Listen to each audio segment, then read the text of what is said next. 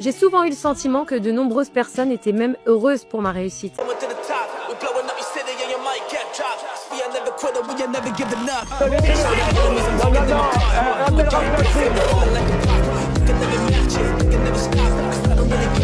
Vous fumez, monsieur? Le football, il a changé. Oui, peut-être. Ouais, c'est Laurent de la Mousse, bienvenue aujourd'hui pour une nouvelle vidéo, j'espère que tout le monde va bien messieurs, dames, on est samedi, c'est le week-end, j'espère que ça se passe bien pour vous, que vous vous reposez bien. Petite vidéo actu, il y a pas mal de sujets, notamment la crise migratoire en Espagne, voilà c'est tout. On partir pour cette nouvelle vidéo, c'est le moment de soutenir la chaîne et moi-même en mettant votre plus gros pouce bleu, votre meilleur commentaire. On n'oublie pas de s'abonner et d'activer la cloche pour pas rater les prochaines vidéos. On fait de même sur la chaîne principale, la chaîne Mousse, où hier j'ai sorti une vidéo sur tous les petits déboires judiciaires que j'ai eu depuis la création de la chaîne. Plaintes, mise en demeure, etc., etc. On me rejoint sur Instagram, sur TikTok, sur Twitch pour pas rater les lives du dimanche soir à 21h30. On va chercher à boire, manger, on se met à l'aise et moi je m'occupe du reste. Pourquoi des milliers de Marocains ont rejoint au péril de leur vie la ville de Ceuta en Espagne? Alors, c'est une ville en Espagne qui est sur le territoire marocain, mais c'est une ville espagnole. Alors, pourquoi ils ont fait ça? Pourquoi des milliers de Marocains ont soudain décidé d'atteindre Ceuta à la nage? On t'explique. En quelques heures, près de 60 000 hommes, femmes, adolescents et même des bébés sont arrivés depuis la mer dans l'enclave espagnole de Ceuta en Afrique du Nord. Les autorités espagnoles sont débordées et les centres d'accueil sont saturés. Pedro Sanchez dénonce une attaque. Pourquoi arrive-t-il maintenant? Première raison, des rumeurs sur les réseaux sociaux auraient indiqué que la frontière entre le Maroc et Ceuta était ouverte. C'est ce qu'ont indiqué certains exilés sur place. Deuxième raison, une récente décision de la Cour suprême espagnole qui s'est prononcée contre le refoulement d'un exilé algérien parce qu'il était passé par la mer pourrait aussi avoir décidé ces exilés à rejoindre l'Europe ainsi, tout comme la récente régularisation par l'Espagne de 500 000 personnes. Mais cet afflux soudain sur ce petit territoire espagnol du continent africain pourrait avoir été favorisé par le Maroc lui-même, selon certains experts. C'est la troisième raison. Le Maroc aurait mal pris la visite de Pedro Sanchez en Algérie le 20 juillet. Madrid cherchait à renouer avec Alger, son principal fournisseur de gaz. En 2022, l'Espagne avait soutenu le plan marocain sur le Sahara occidental au grand mécontentement de l'Algérie qui soutient le Front Polisario. Les autorités marocaines auraient alors clairement laissé passer les exilés pour embarrasser l'Espagne, affirme le vice-secrétaire du Parti socialiste unifié marocain, Abdullah Abahakil. Il déplore cette manœuvre, d'autant qu'au moins 43 personnes sont mortes par noyade. Le Maroc a toutefois annoncé qu'il participerait au retour des exilés illégaux, tandis que 25 000 d'entre eux sur 60 000 ont déjà été renvoyés dans le pays. On va parler maintenant d'un fait divers à Nice. Une jeune femme de 25 ans est décédée après l'injection d'un produit anesthésiant en vue de faire une injection de Botox dans les fesses.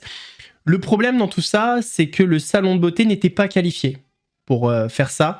Donc c'était complètement illégal. Et c'est pas la première fois que des salons de beauté se permettent des largesses comme ça au niveau des pratiques. Rideau baissé, scellé de la police avec cette inscription « Homicide involontaire ». C'est dans ce salon de beauté qu'une jeune femme de 25 ans est morte lundi, après des injections clandestines. Les riverains sont sous le choc. C'est un terrible drame qui ne devrait pas arriver. C'est pas la première fois que j'entends qu'il y a eu des dérives comme ça, c'est quelque chose qui devrait être plus réglementé, je pense. La cliente, venue pour des injections de Botox au niveau du fessier, a fait un malaise après une piqûre de lidocaïne, un produit anesthésiant. Les secours n'ont pas pu la réanimer. Des injections totalement illégales selon le procureur de la République. La personne ayant pratiqué l'injection ne disposait ni de réelle formation, ni d'autorisation pour pratiquer les injections qu'elle réalisait à la demande, sur sollicitation via le bouche à oreille. Un drame qui en rappelle un autre. En mars dernier, à Villeurbanne, une femme de 38 ans a succombé à une injection d'acide hyaluronique.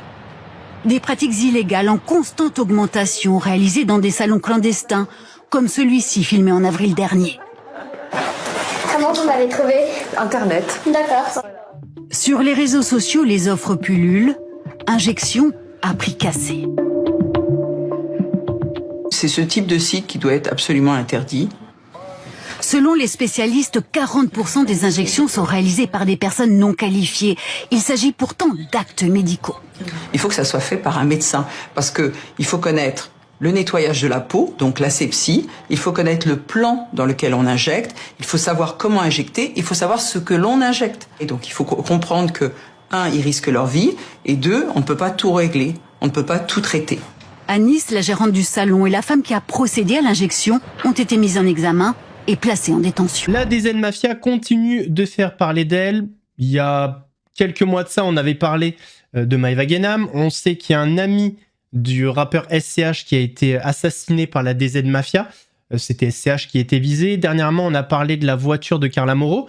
Là, c'est le rappeur Jul qui a été contraint de quitter Marseille à cause de la DZ Mafia. Le rappeur Jul a été contraint de quitter Marseille et de déménager après avoir appris que la DZ Mafia projetait de le racketter. Voici ce que l'on sait. Selon des informations révélées par le Parisien, Jul aurait été visé par des pressions de la part de la DZ Mafia, organisation criminelle marseillaise spécialisée dans le narcotrafic. Pour préserver sa musique et sa sécurité, l'artiste aurait alors quitté Marseille pendant un temps pour se réfugier en Corse sous protection armée. Ce n'est pas la première fois que le nom du rappeur est associé à ce type de pression. Jul aurait été contraint au tout début de sa carrière de céder les droits de ses 5 premiers albums aux frères Tyr, des trafiquants de drogue locaux ayant investi le milieu musical en créant leur propre label. Le nom de la DZ Mafia était également apparu dans une tentative de racket visant un autre rappeur marseillais, SCH, qui s'était soldé par l'assassinat d'un de ses proches en août 2024. Cette affaire survient quelques jours seulement après l'incendie de la voiture de l'influenceuse Carla Moreau, un acte également revendiqué par la DZ Mafia. Elle illustre une nouvelle fois l'emprise grandissante de la criminalité organisée sur Marseille, où plusieurs artistes et stars se retrouvent aujourd'hui obligés de composer avec la menace permanente de ces réseaux mafieux. Laurent Nunez, ministre de l'Intérieur, a tenu à éteindre les polémiques, si je puis me permettre le terme,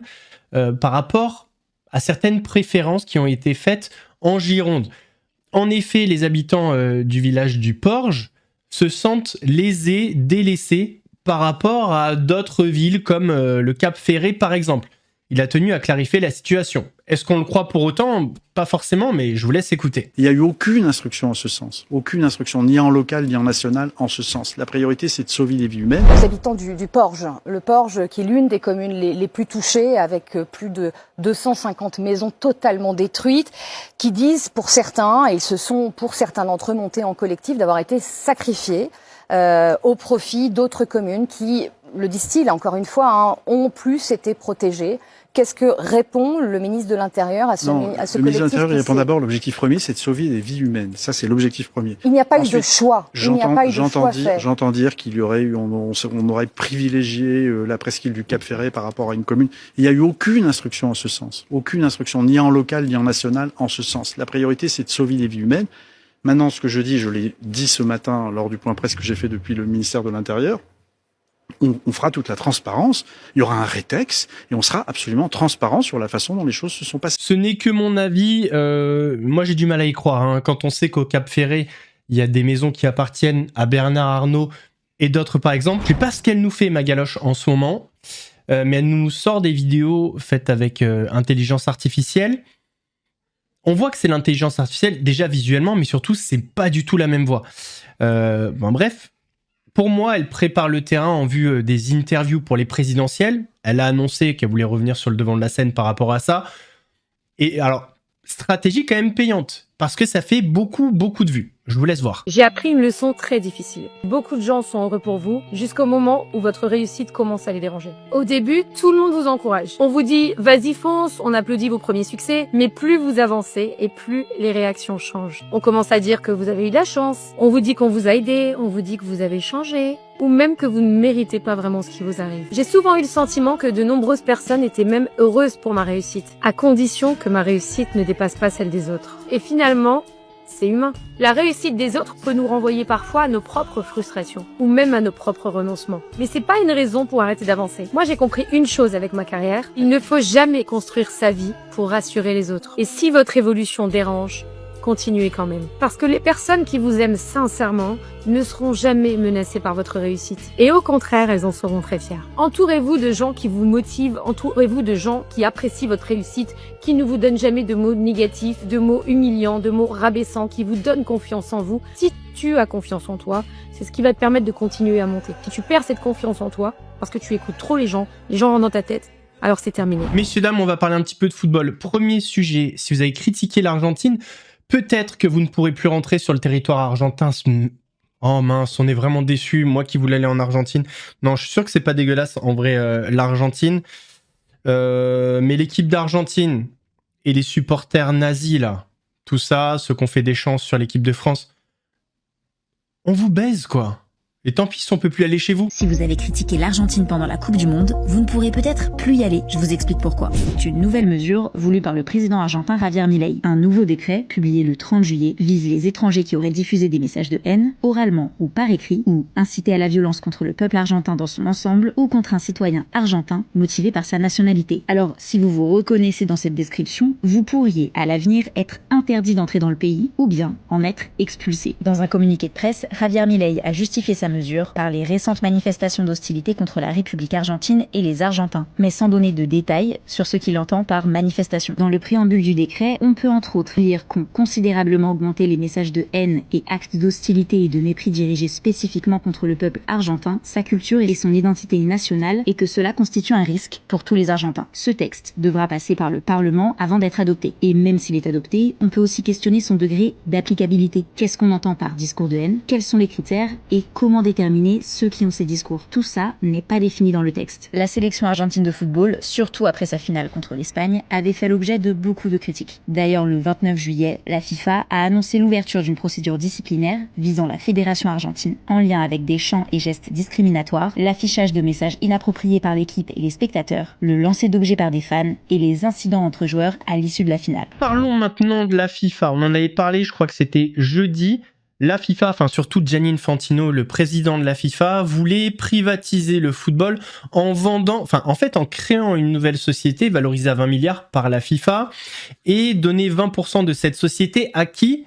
À des proches de Donald Trump. Ouais, Gianni Infantino et Donald Trump, c'est comme ça. Bon, on l'a vu à la Coupe du Monde. Et donc, ce qui était problématique, c'était il a envoyé une lettre à toutes les fédérations. Si vous n'êtes pas d'accord, c'est 10 millions. Si vous êtes d'accord, c'est 40. Donc, il y a un gap de 30 millions. Donc, voilà, ça fait un petit peu chantage, trafic d'influence, etc. Surtout que les élections arrivent en mars 2027, si je dis pas de bêtises. Levée de bouclier dans le monde du football. L'UEFA en tête, qui menace de boycotter les prochaines compétitions mondiales. Rétropédalage de Gianni Infantino, qui a été lâché par des proches collaborateurs. Et là, aujourd'hui, il y a des archives qui remontent. Et il y a notamment une vidéo, une archive qui a très très mal vieilli. C'est une archive qui a mal vieilli. If there is anyone in this room or outside of this room who still thinks that he can enrich himself, that he can abuse of football, I have one clear and strong message to tell him. Leave football, and leave football now. We don't want you. En mai 2017, devant les membres de la FIFA, Gianni Infantino adressait un message fort contre la corruption. Mais, 9 ans plus tard, il présente un plan pour privatiser le football mondial. On vous explique. Le 28 juillet, le journal britannique The Times révélait le prochain projet du président de la FIFA. Une société chargée de gérer les activités commerciales et événementielles de l'association à but non lucratif. Appelée FIFA Forward Enterprise, FFE, elle affiche un objectif ambitieux, porter à 10 milliards de dollars le financement du développement du football dans les 4 prochaines années. Pour y parvenir, Gianni Infantino a pris une décision inédite qui renforce les accusations de corruption à son encontre. Il veut proposer une part de cette future société à des investisseurs privés. Le président de la FIFA veut lever 4,2 milliards de dollars en échange de 20% de la société qui sera alors valorisée à 20 milliards. La FIFA a confirmé dans un communiqué le lancement de ce projet, tout en assurant qu'elle conservera le contrôle exclusif de cette société et l'autorité exclusive sur la gouvernance du football et les compétitions. Elle a aussi avancé le nom d'un fonds d'investissement pour prendre la tête du groupe d'investisseurs de la FFE, Thrive Eternal. Here it is in the Oval Office in the White House. Can I keep it for you? Et ce fonds, il remet en avant les liens privilégiés entre Gianni Infantino et Donald Trump, puisqu'il a été créé par Joshua Kushner, le frère de Jared Kushner, gendre du président des États-Unis. L'annonce de ce projet a entraîné une levée de boucliers parmi les politiques comme les institutions footballistiques. Football does not belong to investors. It belongs to the people who fill the stands, who stand on the touchlines week in, week out, rain or shine. Nous avons découvert à travers un communiqué de presse un projet très important sur lequel nous n'avons aucun détail. L'UEFA, la Confédération européenne de football, a marqué son opposition, dénonçant une FIFA qui utilise ce sport pour s'enrichir elle-même et ses amis. Elle a également annoncé boycotter la Coupe du Monde. Face à ces critiques, Gianni Infantino a tenté de se justifier comme il le pouvait, assurant qu'il s'agit d'une opportunité, pas d'une obligation. La FIFA, qui dénonce des informations inexactes diffusées dans les médias, a maintenu son plan d'ouverture aux investisseurs privés. Mais le délai d'étude de la FFE est très court, puisque les 211 fédérations de football membres de la FIFA ont jusqu'au 19 septembre pour se prononcer, soit une cinquantaine de jours seulement. Toujours selon The Times, Gianni Infantino s'est même laissé aller à une forme de chantage pour faire pencher la balance en sa faveur. Il a expliqué aux fédérations qu'elles recevraient 40 millions de dollars chacune si elles votent son plan. Gérard Darmon, dans la tourmente, contraint d'annuler sa montée sur les planches à Paris. L'acteur français de 78 ans ne remontera finalement pas sur scène à Paris en septembre. Les propriétaires du théâtre et le producteur de la pièce Un château de cartes dans laquelle Gérard Darmon joue ont choisi d'annuler le spectacle en raison des accusations de violences sexistes et sexuelles visant l'acteur. En 2024, 9 femmes avaient témoigné auprès du magazine Politis évoquant des propos et des gestes déplacés lors des tournages. Gérard Darmon a toujours nié ces accusations. Selon Le Parisien, la décision de retirer la pièce de la programmation aurait été prise en juin. Les propriétaires du lieu et le producteur sont aussi ceux qui ont travaillé sur le spectacle de Patrick Bruel, le chanteur mis en examen en juin pour viol. À l'époque, des militantes féministes avaient manifesté pendant une représentation et les dernières dates avaient été annulées. Sur le site du théâtre parisien, la pièce dans laquelle joue Gérard Darmon a été remplacée par Berlin, une comédie qui a remporté 2 Molières. Une influenceuse et une créatrice de contenu américaine, suivie par plus de 100 000 personnes, a accusé son ex d'être un pédocriminel, on va dire, sur TikTok. Ça s'est mal fini, il l'a tué. Elle accuse son ex de pédophilie sur TikTok, il la tue. Elle s'appelait Sarah Gilson. Cette créatrice de contenu américaine de 43 ans était suivie par près de 100 000 personnes sur la plateforme. Help me get dressed for a baseball game on Memorial Day. Did I make a mistake?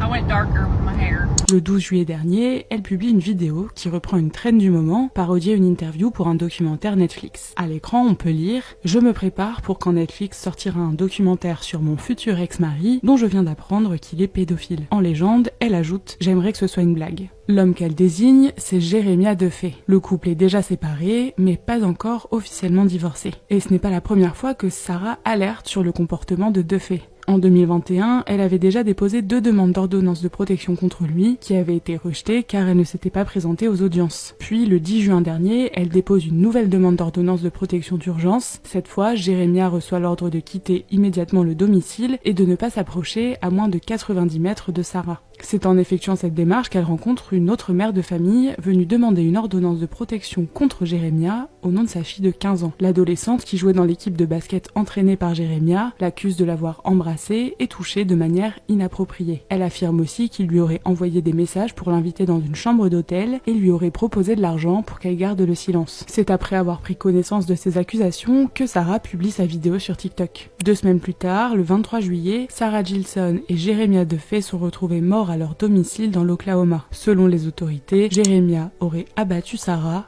avant de se suicider. Auprès du magazine People, Lyle Landers, l'ex-mari de Sarah et père de ses 2 enfants, affirme qu'elle était prise au piège d'une relation dans laquelle les violences conjugales semblaient banalisées et qu'elle refusait l'aide qu'il essayait de lui apporter. Sur TikTok, la mort de Sarah a provoqué une vague d'émotions. Sa dernière vidéo a été vue des millions de fois et continue d'être largement partagée, tandis que l'enquête sur les circonstances de sa mort se poursuit. Messieurs, dames, on arrive à la fin de cette vidéo, j'espère qu'elle vous a plu. Si c'est le cas, votre plus gros pouce bleu, votre meilleur commentaire. On n'oublie pas de s'abonner et d'activer la cloche pour pas rater les prochaines vidéos.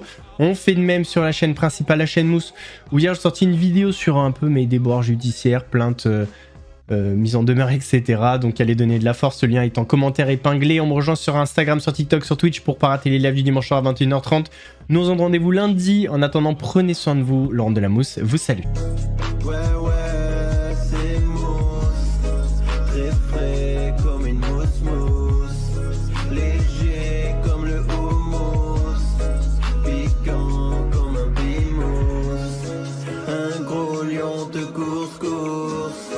Tu cries, t'as la fausse, j'arrive.